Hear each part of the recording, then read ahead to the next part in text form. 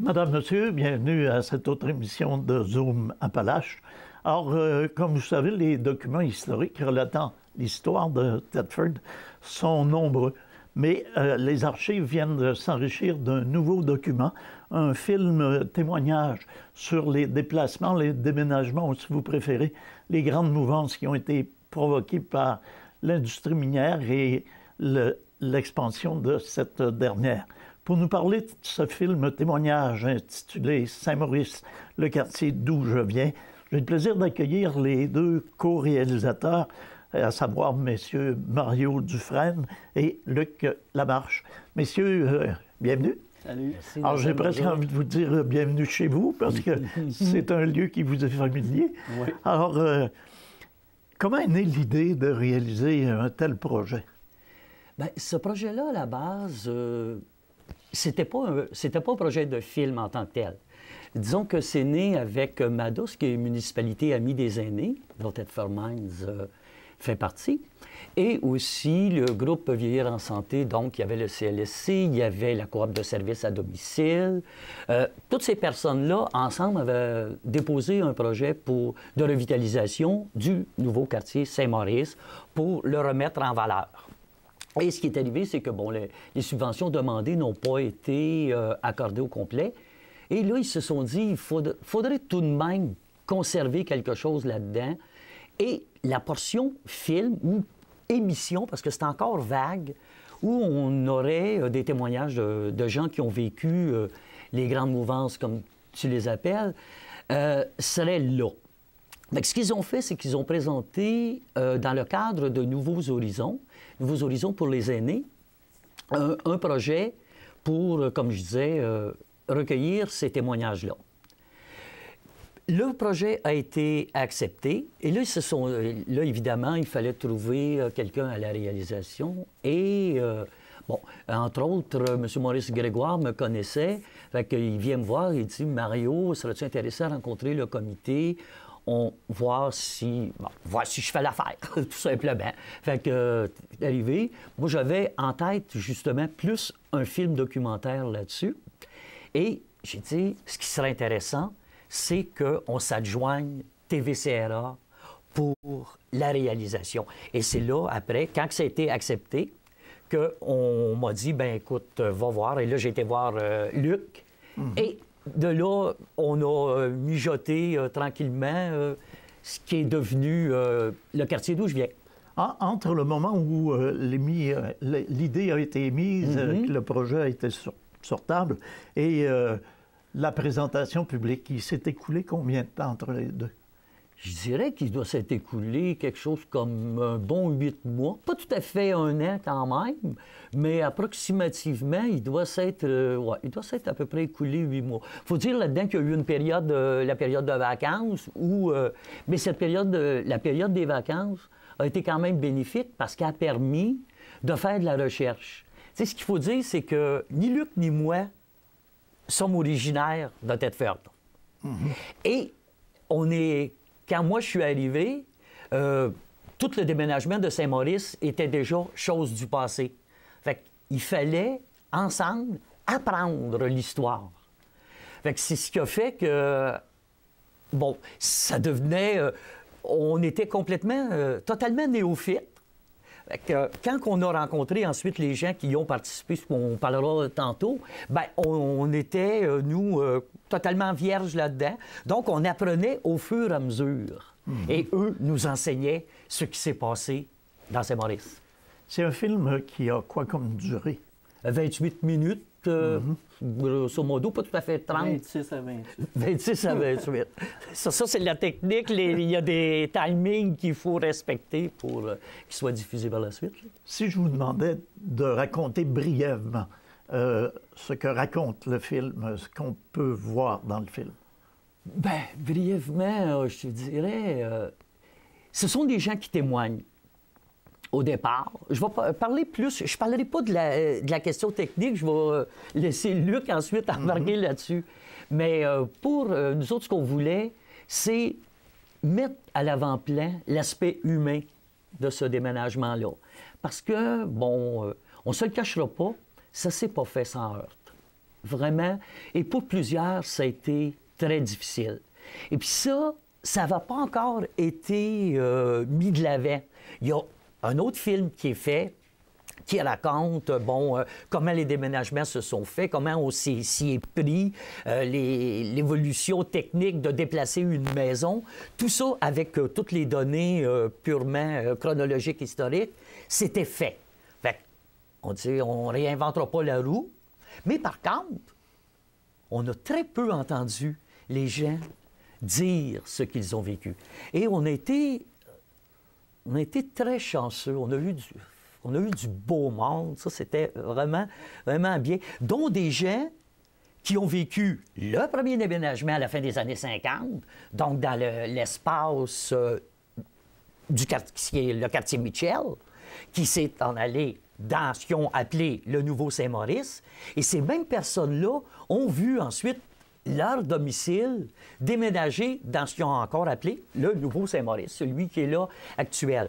Et ça pour nous, c'est important parce qu'on s'est rendu compte, en discutant avec d'autres mondes après, que même des gens de Thetford ne savent pas qu'il y a eu en fait, trois déménagements.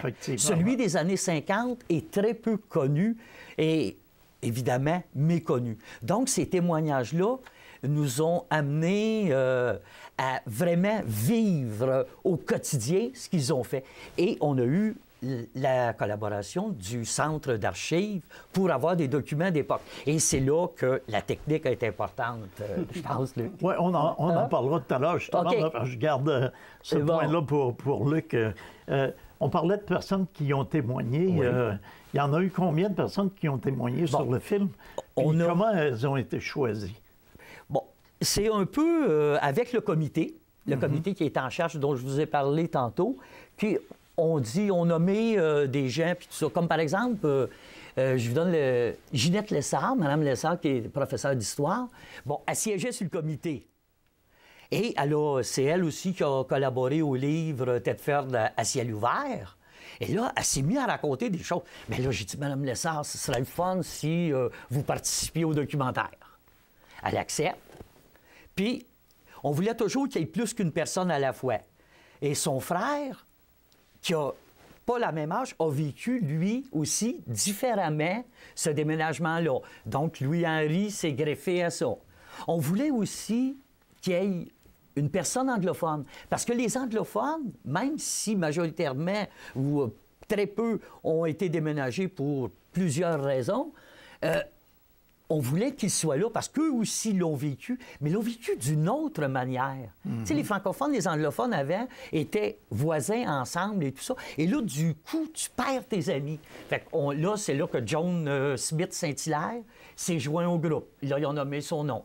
Ensuite, Michel Breton, dont son père était l'organiste de l'Église de la paroisse Saint-Maurice. Et après son décès, c'est sa mère qui est devenue organiste, Michel Breton, et la conjointe de Maurice Grégoire qui faisait partie du comité. Il nous dit ça. Bien, j'ai dit, Colin, on va appeler Michel. Et ensuite, il y a eu Pierre Nadeau aussi, Pierre que tu connais parce qui est journaliste aussi.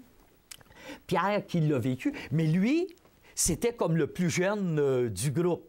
Donc, il a vraiment vécu les années 70 et ensuite la polyvalente et tout ça. Fait que ça nous faisait... Puis Mariette Marois, j'étais en train d'oublier Mariette et Nicole, sa fille, qui, eux autres aussi, l'ont vécu d'une autre façon parce qu'ils sont arrivés dans le Saint-Maurice des années 70. Ils n'ont pas connu 50.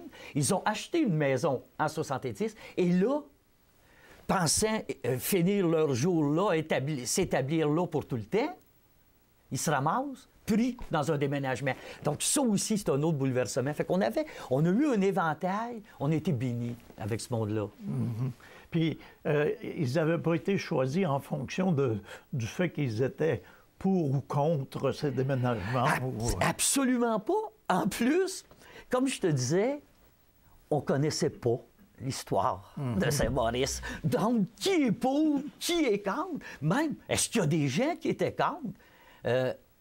Très humblement, je vais dire, je ne savais même pas qu'il y avait du monde qui était contre. Moi, dans ma tête, tout le monde était beau, était content, il avait gagné de quoi, il y avait le solage, il y avait toutes sortes de choses qui n'existaient pas à l'époque. Tu sais, je pensais que tout le monde était sorti de là heureux. Oh boy! On apprend autre chose que ça, hein? Et Effectivement. voilà, c'est ce qui ressort dans le document, parce qu'on apprend en même temps.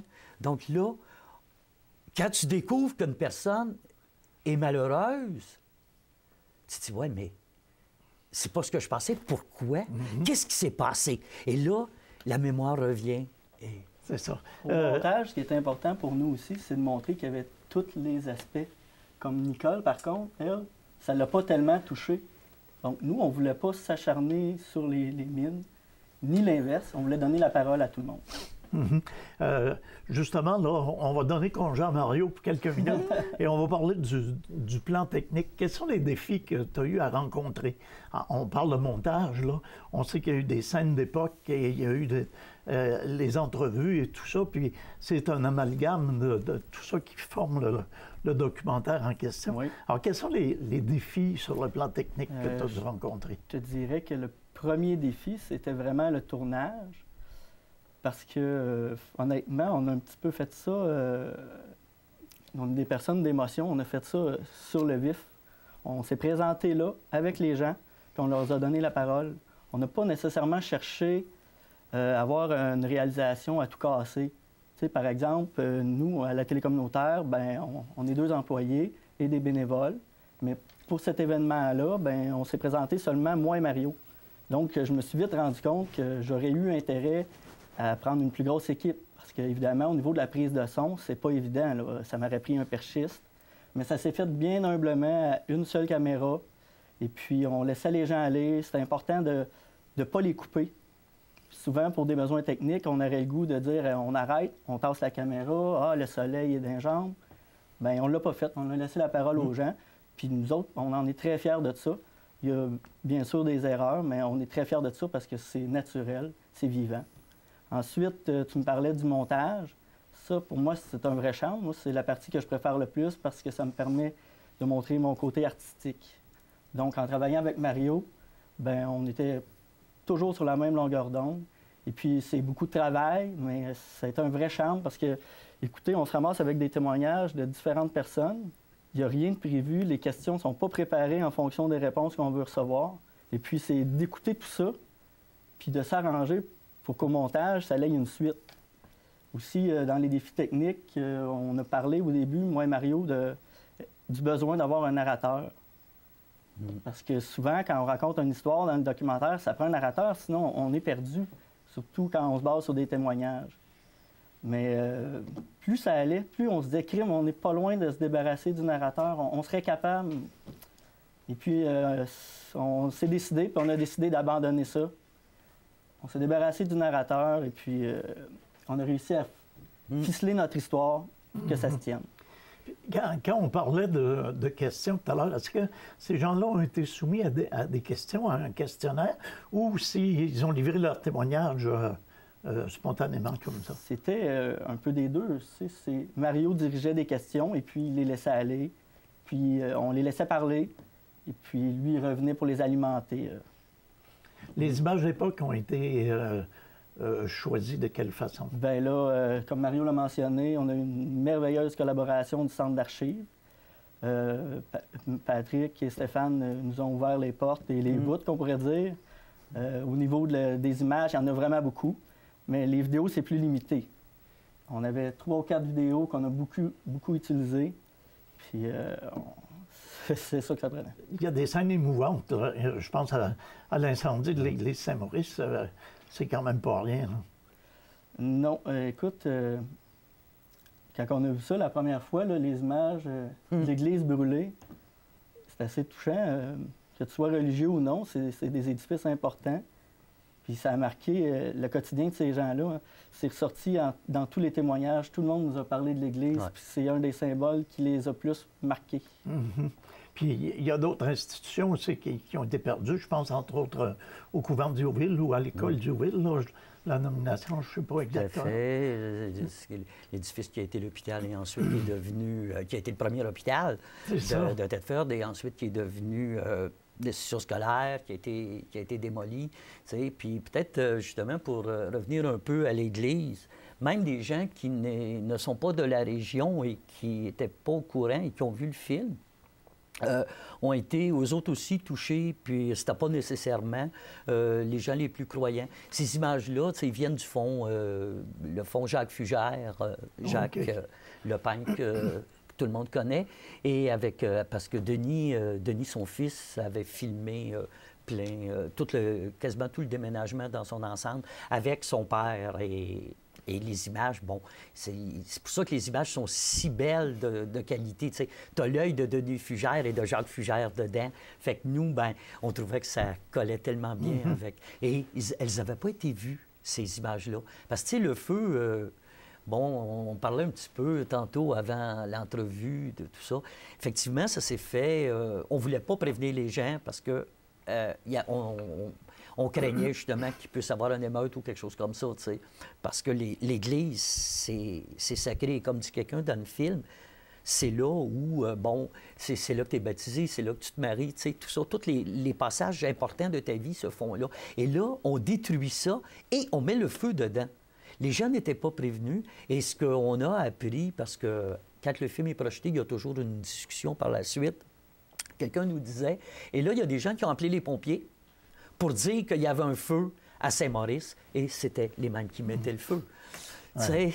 C'est un peu spécial comme situation. C'est particulier, tu sais. On parlait de projections. Il y a eu combien de projections à venir jusqu'à maintenant, depuis que le film est officiellement lancé? Par cœur, il y a eu la projection, le genre de projection privée, un pré-lancement qui s'était fait au Musée minéralogique avec conférence de presse. Il y a eu, et ça a été présenté à la Fête nationale tout au cours de l'après-midi, 3-4 représentations dans le secteur Black Lake. Ensuite, ça a été présenté ici à l'église Sainte-Marthe. La Villa Saint-Maurice. La Villa Saint-Maurice aussi, évidemment. Et ensuite, l'église Sainte-Marthe, le festival du film de Saint-Séverin, le club de marche aussi de la Tortue du secteur Black Lake, l'association d'action volontaire, quand ils ont fait leur rentrée de l'année avec leurs bénévoles, ils ont toujours des conférenciers. Ils nous ont invités aussi à présenter le film. Donc, écoute... je ne sais plus combien ça fait au total de représentations, mais je dirais que ça fait quand même un petit peu plus de 700 personnes qui l'ont vu, là.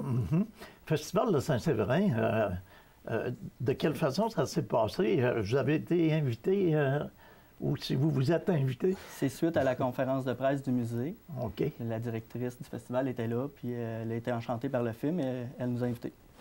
OK. Et ça a été quoi la réception? Ben de nous ou des gens? Des gens là-bas qui l'ont Parce que nous, honnêtement, on pensait qu'il n'y aurait pas grand monde. L'église était à moitié quand on est arrivé, puis il y avait un film, un des fils de Félix Leclerc. On s'est dit, ça va partir.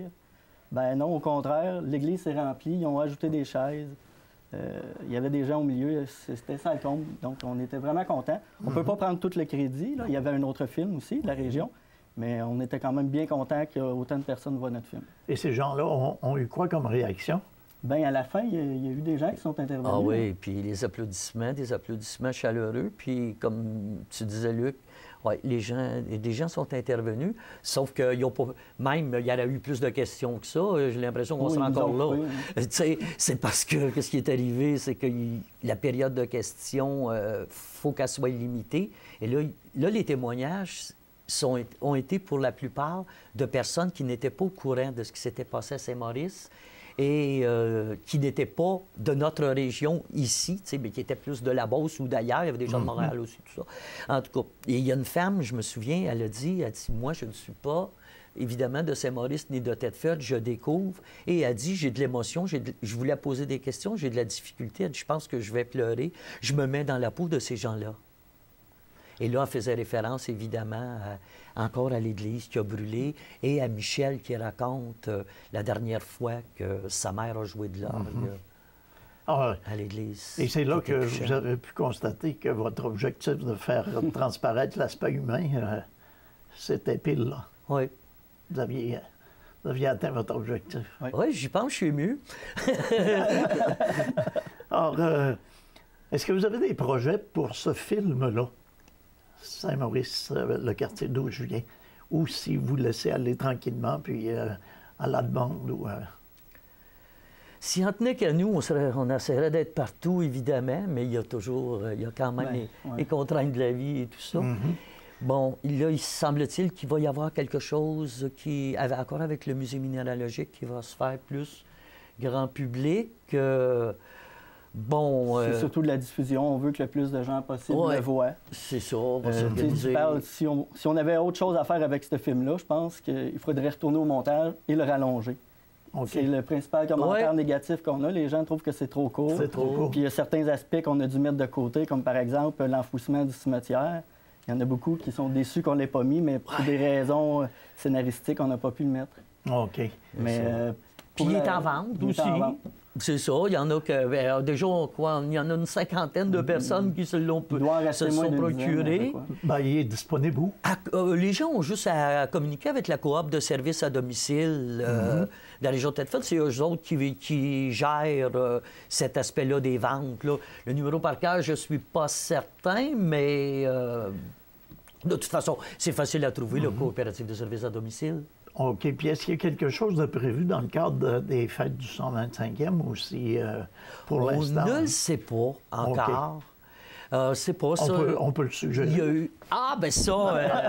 on peut le suggérer. Personnellement, je trouve ta suggestion très intéressante. Il pourrait y avoir... On parlait de projection publique, là, il pourrait y en avoir... bien sûr. Y en avoir une autre. Bien sûr, il y aurait tellement encore à faire avec Saint-Maurice maintenant qu'on sait... Puis avec ce que vous avez laissé de côté, est-ce qu'il en reste suffisamment pour en faire un autre? Il reste quoi, 29 heures de tournage? Il en reste beaucoup. Vous avez tourné combien de temps?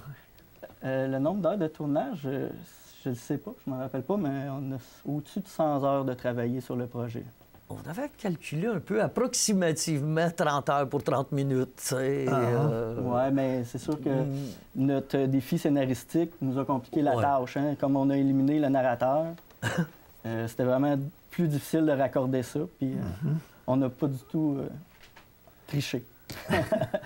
Moi, je ne veux pas vous donner d'ouvrage, je ne veux pas vous donner de travail, mais est-ce qu'il y a d'autres projets en vue? Est-ce qu'il y a mais c'est un peu secret. C'est ça, c'est difficile. Ça serait difficile de dire, bon, on a été approché pour quelque chose. On a été approché pour d'autres projets parce qu'il s'est passé plein de choses aussi. À caractère historique? À caractère historique, oui. Documentaire. Oui, toujours. Puis, tu sais... il y a tellement à dire sur la région. Oui, la région est tellement riche. Je lisais, c'est hier, un petit peu, le maire, Marc-Alexandre Brousseau, qui parlait que, bon, tu sais, sur l'histoire minière, oui, la période minière, elle est terminée, mais maintenant, elle fait partie de notre patrimoine. Tu sais, il s'est passé plein de choses. Les gens ont vécu beaucoup autant de problèmes que de belles choses aussi, là, tu sais, dans cette région-là. Et tout ça était axé sur les mines. Ce qui fait une particularité, il y a d'autres régions minières, mais, bon, l'amiante, tu sais, on sait tout ce qui est arrivé, puis ensuite le bannissement, puis toutes ces choses-là, ça donne un cachet spécial et ça oblige les gens à de la créativité. Et cette créativité-là... Elle est très présente. Oui. Puis le fond historique qui l'a emmené, je pense qu'on ne l'a pas vu encore tout. Avec le recul du temps, il sera possible de faire de belles choses, je crois. Oui. Alors, messieurs, c'est tout le temps qu'on avait. Ça a été fort intéressant. On rappelle qu'on peut se procurer ce film témoignage Saint-Maurice, le quartier d'où je viens, aux endroits qu'on a mentionnés. Alors, Un gros merci de vous être prêté à l'entrevue. Puis on vous souhaite de réaliser le prochain projet à votre gré. Merci, Nelson. Merci beaucoup. Un gros merci. Quant à vous, on vous remercie également d'avoir été là et on vous invite à être des nôtres pour une prochaine émission de Zoom Appalaches.